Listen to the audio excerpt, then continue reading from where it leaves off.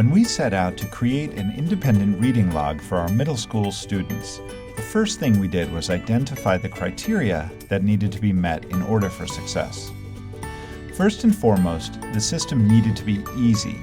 Easy to set up, easy to access, easy for teachers to navigate, and, most importantly, easy for students to use. It also had to be flexible. When we began, we weren't exactly sure how we would use this data, so the system we built needed to be open and as flexible as possible.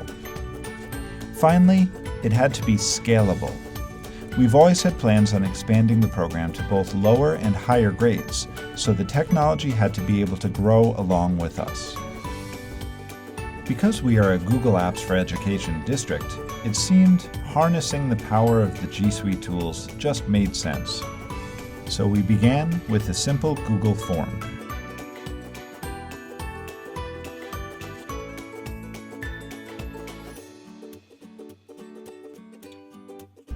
When you're creating your form, spend some time planning it out ahead of time. Be sure to include only the information that you absolutely want to collect. Anything that's unnecessary simply makes the form longer, and we're trying to avoid any barriers to student involvement.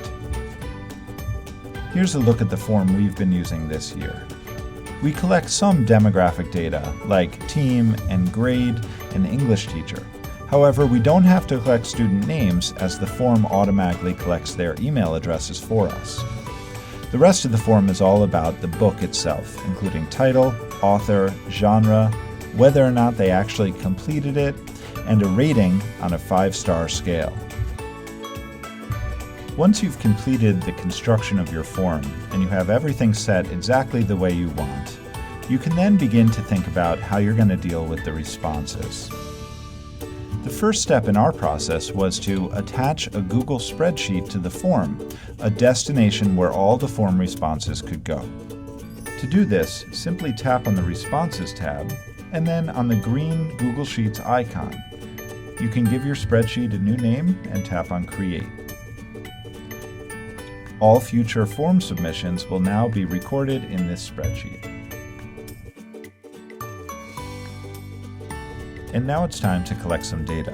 But first, you have to get the form to your students. Some teachers will use the About tab within Google Classroom and add the link as a class material. This way students have quick and easy access to it at all times. You could also create a simple Google website and embed the form right in the main page so students have easy access. A third option would be to post the link to the form in a dedicated location on your district's website. So what's next? Well, very quickly you're going to find yourself with an awful lot of data, and it's time to decide what you can do with that data to make it work for you. We decided that there would be 3 main uses of the data. The first being a teacher dashboard where teachers and administrators could search and sort through the information so that they could better meet the needs of their students. The second was a student dashboard, a place where students could see all of the books that they have logged throughout the year. And finally, a public dashboard that could be displayed throughout the building to motivate students to read more and put on our district website so the community could see our progress. To create the teacher and public dashboards, we decided to use a tool called Google Data Studio. This G Suite app was originally designed for businesses to use to study and track analytics. However, it ends up being the perfect tool to build any sort of data dashboard when you're pulling data from a Google spreadsheet. Once you've connected your Google spreadsheet with your dashboard, you can begin building charts and graphs.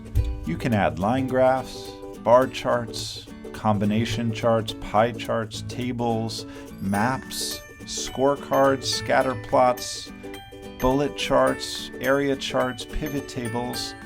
You can add text boxes, images, rectangles, and circles, and even add filters to sort through and filter the data.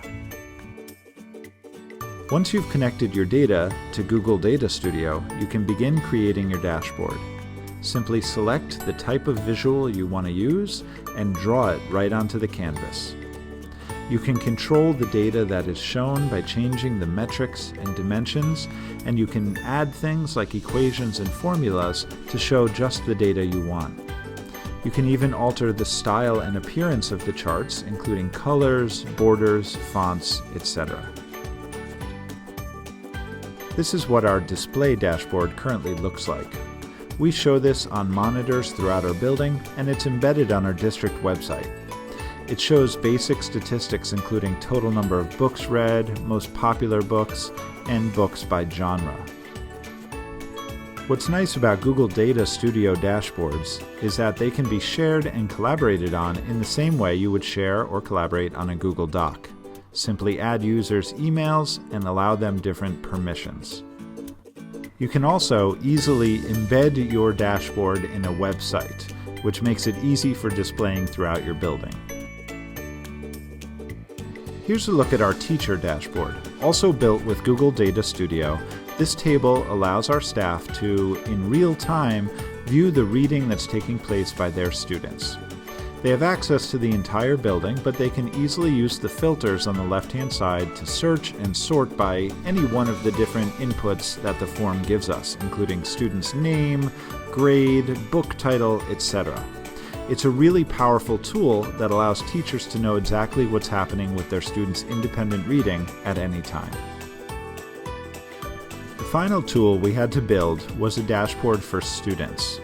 This was admittedly a little bit more challenging because we wanted a place where students can go and see all of the books they've logged, but not give them access to see all of the books that their classmates have read. In order to do this, we turned to a tool called Awesome Table. Awesome Table is similar to Data Studio in that it allows you to pull data from a Google spreadsheet into a much more intuitive and user-friendly, searchable and sortable front-end view.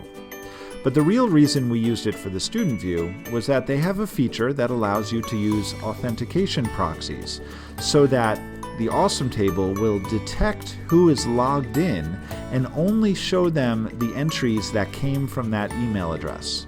So students can visit this table, but they'll only be able to see the entries that they have made. While setting this up can be a little bit tricky, Awesome Table does provide excellent documentation to walk you through the process. What's really great about this approach is that it provides for a lot of flexibility. For example, as we were going through the process, we realized that a nice feature would be if we could trigger automatic emails to teachers whenever their students reported abandoning a book. In order to make this happen, we had to enlist the help of one of our computer science teachers, who wrote a simple Google Apps script that detected within the spreadsheet whenever a student responded that they abandoned a book, and it triggers an email to that student's teacher to notify them. This has been a great addition to the process, as now teachers can intervene with those students in real time. To sum up the entire process, all students in our middle school record their independent reading using a simple Google form, which we've posted on teachers' Google Classroom pages as well as the district website. All form submissions are then dumped into a Google spreadsheet, and that is where all of the data is pulled from for our 3 dashboards. We have our display dashboard, which shows large-scale statistics like total number of books read by grade and by genre, and we use that to display throughout the building on large screen monitors. We also have that dashboard embedded on the district website. Second, we have a teacher dashboard, and this allows teachers to have really fine control over filtering and sorting through the entire set of data so that they can see the progress of individual students or classes, they can see the popularity of specific books and genres, etc. Finally, we built a third dashboard using Awesome Table that allows students to view all of the books that they have logged throughout the year.